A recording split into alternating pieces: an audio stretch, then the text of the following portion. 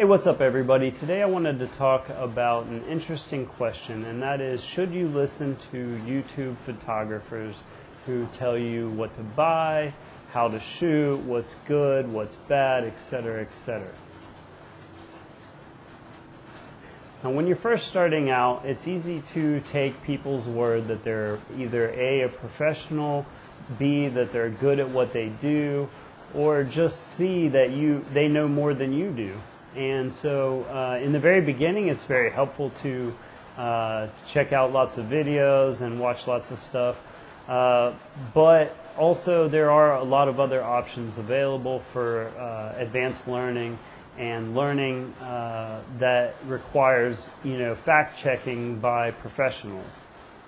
Now, I had the benefit as an 18-year-old starting out. I went into the art institutes, and at the time that was one of the best schools in the country for arts. And one of the benefits really didn't come from the education itself so much, but from being around lots of really good artists. And one of the things that I learned right off the bat is that you ask each person their opinion, and each person's going to give you a completely different opinion about something. So for example, one will tell you that they would rather see a shot look more high key, another one will tell you more low key. One will tell you they would have liked it better if you zoomed in, another would say they like it better if you zoomed out. So you can ask three different professionals for an opinion, and you're going to get three different answers. And that's pretty much the case across all the arts. And that's something I learned very early on, is that each person is different. And like I said, artistic decisions are in the eye of the beholder. Art is subjective, and so keep that in mind when you're looking for opinions on your art in particular, or whenever you're surfing for professionals on YouTube, or even just photographers that do YouTube on the side, that sort of thing. What I would suggest is to look at the person's art and see if it matches something that you find artistically pleasing before you go looking for opinions about whether or not whether it be a critique of your work, or even just see if the person shoots in a method that's similar to you before you take their advice on things like gear. It makes a big difference. And so you can't ask a street photography professional about the type of equipment you might use if you're doing astrophotography, or just even landscape photography, for example. So it's very important to keep that in mind as a person starting out looking for advice on YouTube. Now, I know it can be hard when you're first starting out to pick a genre of photography, for example, or to decide what type of photography you'd like to do in the long term when you're just first starting out. And I understand that. I think it's important for you to just get the basics down, start shooting what you can with the gear that you have, or the most basic gear available. And then once you learn the process, you learn how to do your settings, you learn more about the gear. So you will know when you find a limitation with your gear, and you will hit that limitation more naturally. And then once that happens, then you go out and purchase more specialized gear that can do the type of photography that you want to do. Because it's important to understand that every type of photography really is different. For years, I never shot with a flash, pretty much ever in my entire life, for many years. And now I have some of that equipment, and I am doing some different work. But, for years, I just didn't need it. And so it's important to understand that when you're starting out and you're trying to learn the process, learn the gear that you're going to need to use. So now it comes down to the second part of the equation: should you listen to YouTube photographers? And without going into detail or considering that you should even listen to me, for example, what I wanted to say first is that there is more money to be made selling services to people who want to be photographers than there is in photography for most photographers.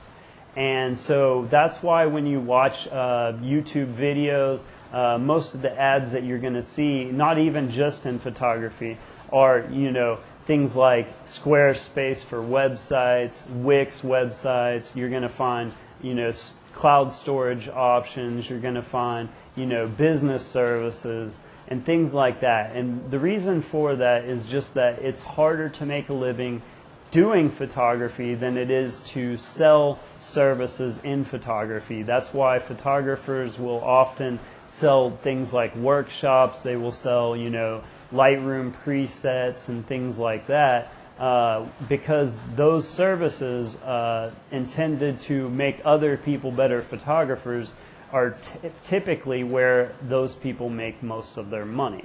Now, there are exceptions to that, but the reason that I wanted to go into that is because it's important to understand that from the very beginning that you are generally the product.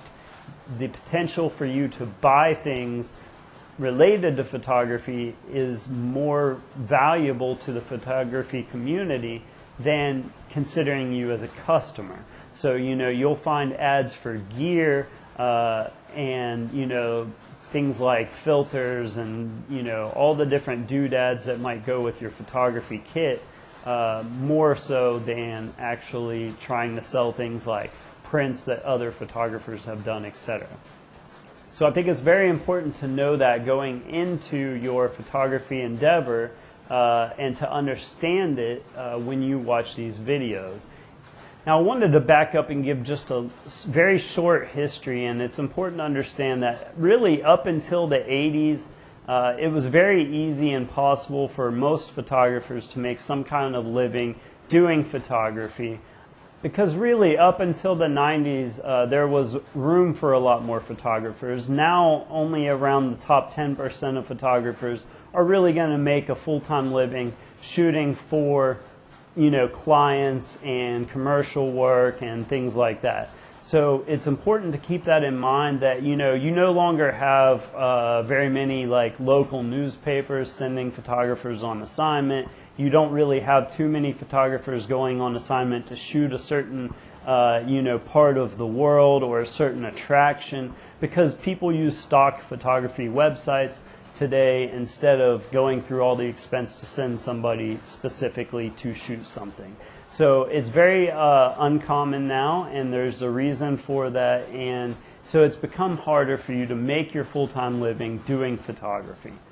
Now, people are going to ask whether or not you should trust me. You do not need to trust me or my photography opinion, because I am no longer doing photography as a living. I am simply sharing my experience through many years of doing photography. I make a little bit on the side, and that's pretty much how I like to keep it. And the reason that I say that right offhand is that, there's a lot of mudslinging in the online community. There's a lot of really good resources on YouTube. There's a lot of really good photographers. It's just important to keep that in mind that, many of the photographers that you will see are going to be trying to sell you something. Now, the question really that you're trying to find out is whether or not you should trust the photographer that is, making videos, and you want to know whether or not they are merely trying to sell the product or if they really have a true, good, professional opinion about something and they have integrity in what they choose to promote. Now, there are some, out there who will, take any company that really tries to send them money or gear or make some kind of collaboration or basically get them as an advertiser. But then there are also lots of people out there with a lot of integrity about the partnerships that they choose to make and do, and they only suggest products that really work for them. It's important for you to learn to distinguish that, not just in photography, but in any kind of YouTube endeavor. You will find that all the way across the board, and so, some of my favorite YouTubers, they may, sell, advertisements for all types of products and services. VPNs are very common now, and it doesn't mean that I disrespect their opinion. They need to make a living too, but it's important to understand that when you're watching videos. Now, I will say that the biggest grift that I tend to see on YouTube photography in specific is mostly small format camera manufacturers who pay photographers to basically discount the compromises made when you use small format cameras. Not to say that those cameras aren't great in certain situations for certain people in certain shooting environments, but to understand the compromises that come with them. However, I see a lot of manufacturers paying people to sort of gloss over those compromises, pretend that they don't exist, minimize them, that sort of thing. Yes, absolutely, there's a time and place for every type of gear. If you can shoot something with your cell phone, surely you can do a better job with a small format camera. But it's important to understand the compromises and the challenges that occur when you make compromises on your gear. So that said, I would just urge you to follow your own instincts when you're watching other photographers, and myself included. I'm not really a YouTuber, I'm not really a photographer anymore, but I urge you to look at the person's work and see what type of work they do, and use that as a determining factor to decide whether or not you trust the person's opinion or not. So that said, I hope you guys have a good new year. I hope 2021 will be a little better. I look back at my image catalog for the year this year, and I really think there's only 4 or 5 photos that were worth my portfolio. So I'm hoping to do a better job in 2021. And I do hope to make some more videos. This year I did about 1 video a month. Hopefully I will continue that or maybe increase it. So anyway, guys, hopefully this helps some of you, and take care.